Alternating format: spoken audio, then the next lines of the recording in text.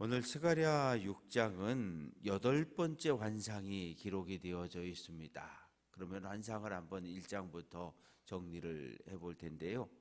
1장에 보면 첫 번째 붉은 말을 탄 또 백마, 자마 이런 말을 탄 그 사람이 등장을 하고, 두 번째 환상에는 뿔 4개, 그 뿔을 부러뜨리는 4대장장이의 환상이, 세 번째 환상은 예루살렘 성을 다시 재건하려고 측량줄을 들고서 측량하는 천사의 모습이, 네 번째는 하나님 앞에 대제사장이 섰는데 아주 더럽고 불결한 옷을 입고 있는 그런 여호수아의 환상이, 다섯 번째는 이 순금 등잔대가 있고 좌우에 2개의 감람나무에서 계속해서 기름을 공급하는 환상이, 그리고 여섯 번째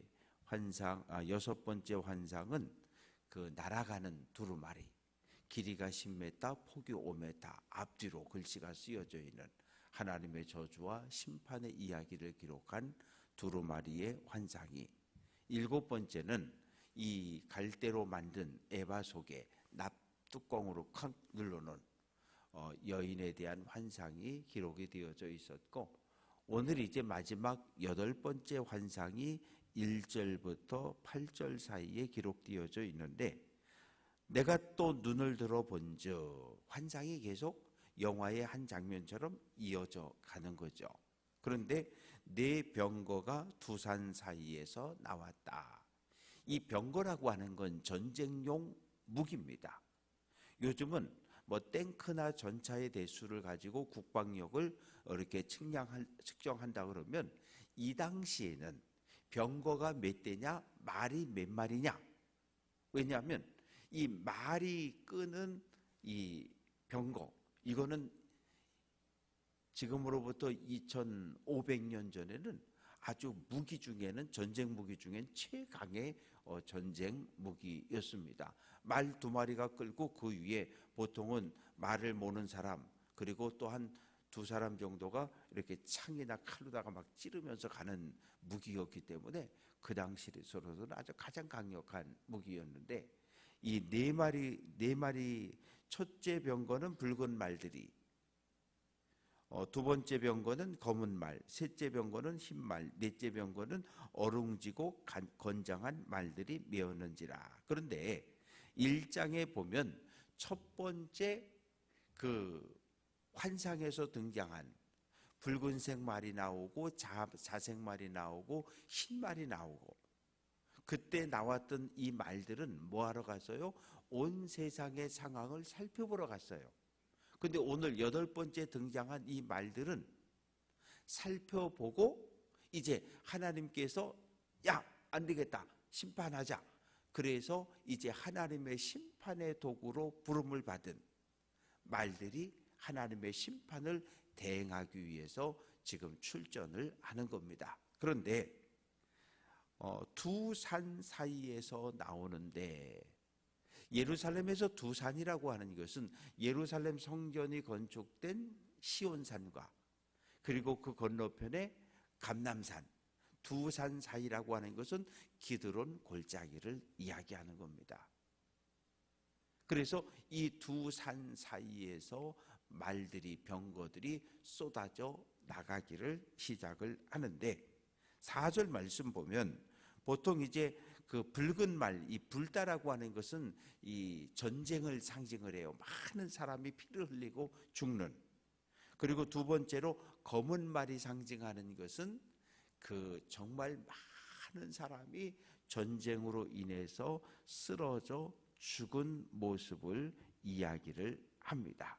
그리고 검다라고 하는 것은 이 뜨거운 동풍으로 인해서 모든 것이 다 말라 죽는 대기근을 상징하기도 합니다.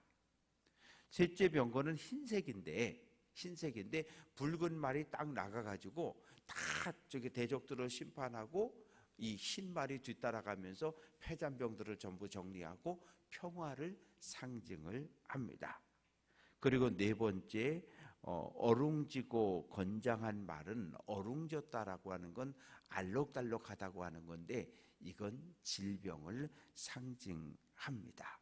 그래서 전쟁이 나면 많은 사람들이 죽고 많은 사람들의 시체가 미처 땅에 장례되지 못하고 그러면 그 시체가 썩고 거기서 전염병이 퍼지고 그래서 모두가 전쟁과 관련되어진 것들인데 4절에서 천사에게 묻는 거예요. 스가랴 선지자가 내 주여 이게 도대체 뭔 일입니까? 이게 무엇입니까? 그러니까 5절에서 천사가 대답하는데 하늘에 내 바람이다.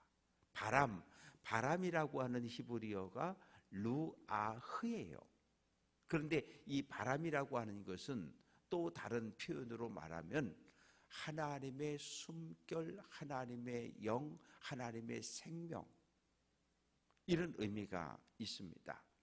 하나님이 창세기 2장 7절에서 사람을 진흙을 가지고 하나님 형상대로 만들고 코에다가 생기를 훅 불어넣었다 그랬는데 그 생기라고 하는 단어의 히브리어가 루아흐거든요. 하나님의 생명, 하나님의 호흡, 하나님의 바람 이런 의미예요. 그러니까 지금 이 네 방향으로 마차들이 지금 병거들이 지금 쏟아져 내려가고 있는데 하나님의 심판을 대신하는 사람들이라는 이야기입니다.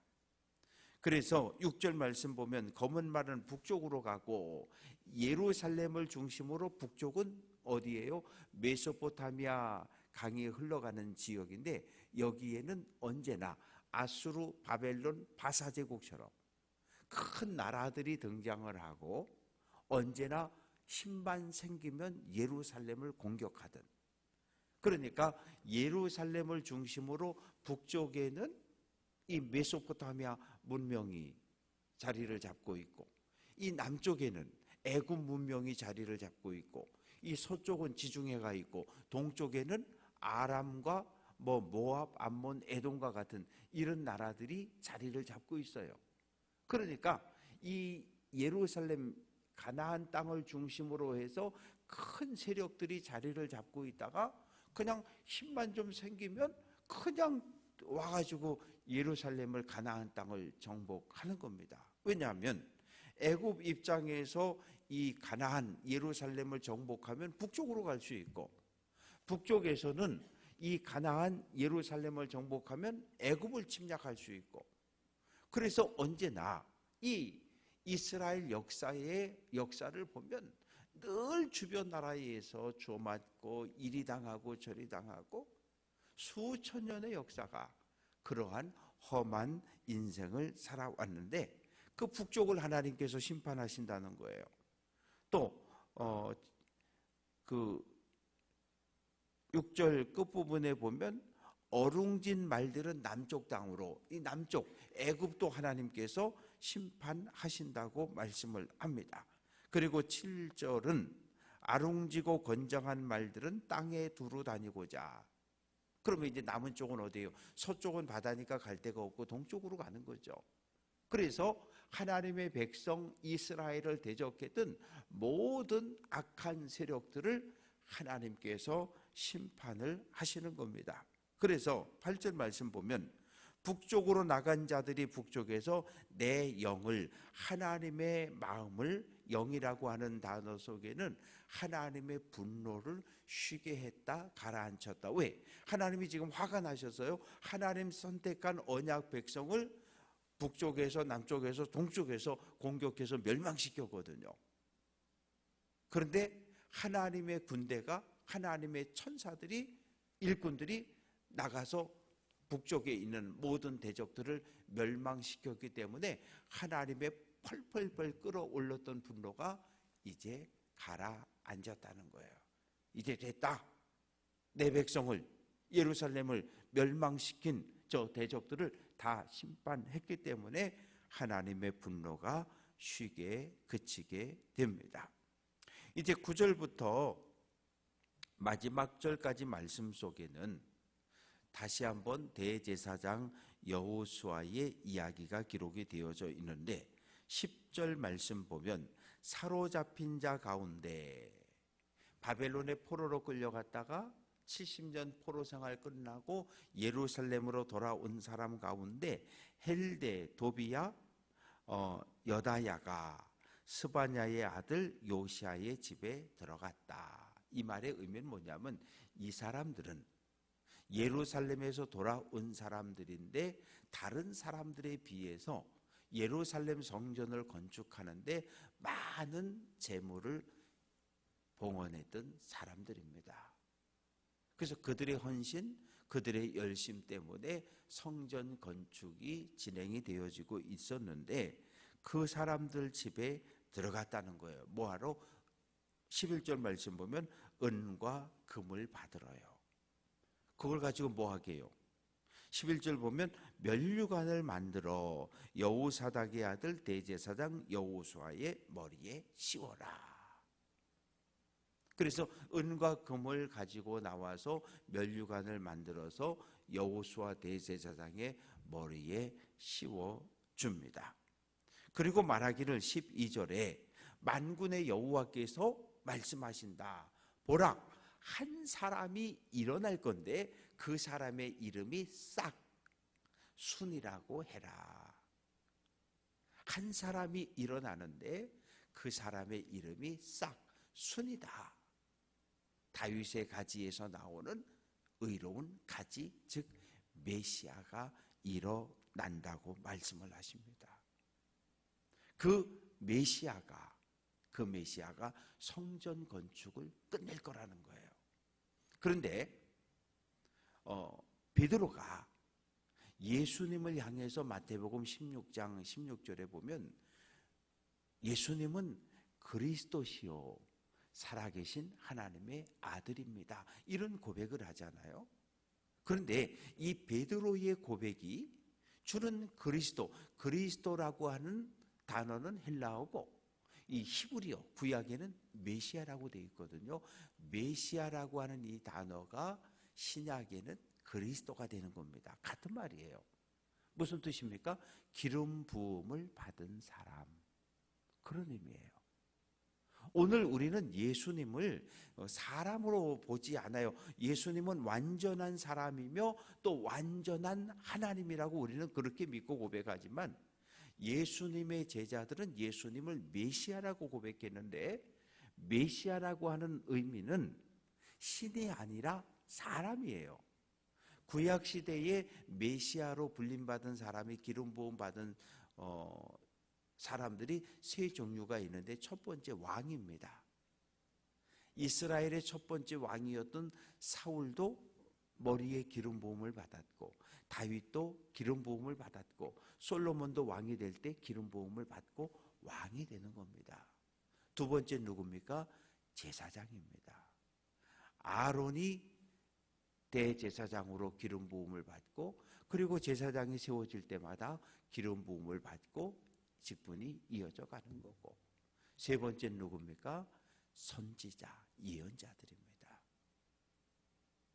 그래서 여기서 말하는 싹순 메시아라고 하는 것은 오늘 우리가 고백하는 예수님과 같은 그런 신적인 존재가 아니라 눈에 보여지는 왕일 수도 있고 제사장일 수도 있고 또 선지자일 수도 있는데 여기에서는 여호수아를 일단 1차적으로는 대제사장 여호수아를 이야기합니다.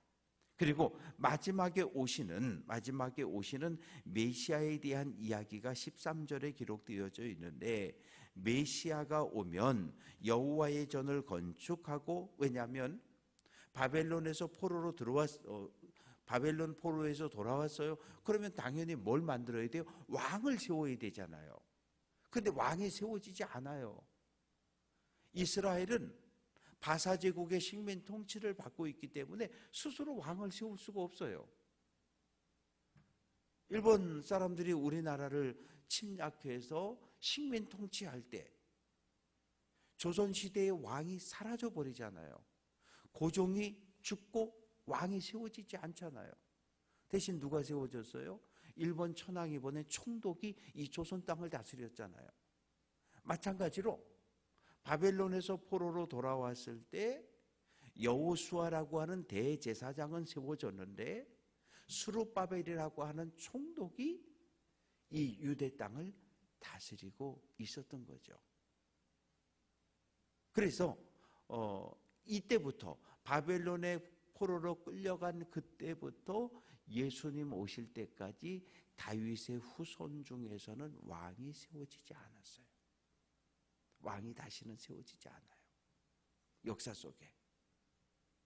그런데 오늘 메시아는 오면 어떤 역할을 하냐면 첫 번째는 성전을 건축하고 영광을 얻고 그 자리에서 다스리는 왕이 된다는 거예요. 그리고 두 번째는 제사장이 된다는 거예요. 즉 왕권과 제사장의 직분을 동시에 감당하게 된다는 거예요. 근데 왕권과 제사장의 이 권한이 충돌하지 않고 평화롭게 하나님의 뜻을 이루어 간다는 거죠. 그 이야기가 13절까지 기록이 되어져 있고 이제 14절 말씀에서는 그 면류관을 여호수아 대제사장에게 씌웠던 그 면류관을 여호와의 성전 안에 보관을 해두라는 거예요. 왜요? 오고 오는 믿음의 후손들이 그 면류관을 보면서 하나님의 은혜를 기억할 수 있도록이요. 그런데 하나님이 모세를 통해서 출애굽 1세대를 가나안 땅에 들여보낼 때 하나님이 계획하고 꿈꾸었던 나라가 어떤 나라입니까?